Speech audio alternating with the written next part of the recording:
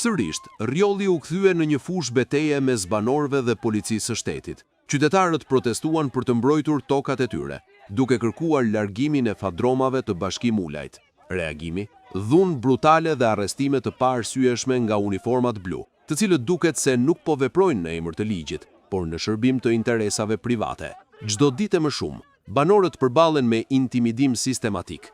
Çdo arrestim dhe secili përdorim force ngre pyetjen e njëjtë: sa para ka shpenzuar oligarku Ulaj për të blerë heshtjen e policisë dhe për të mbrojtur punimet e tij me dhunë? Ky nuk është vetëm një konflikt lokal, është një provë e qartë se Bashkim Ulaj po përdor pushtetin ekonomik për të kapur shtetin dhe për të shkelur të drejtat e qytetarëve. Protestat e vazhdueshme në rjoll tregojnë vendosmërinë e banorëve. Ata nuk do të tërhiqen.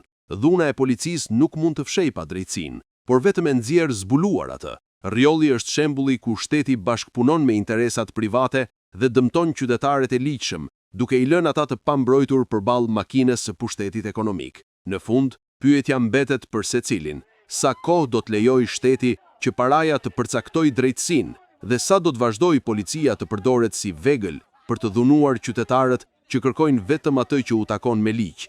Rjolli sot është më shumë se një vend. Është një provë e hapur e dështimit të shtetit për të mbrojtur qytetarët nga abuzimi i të pasurve.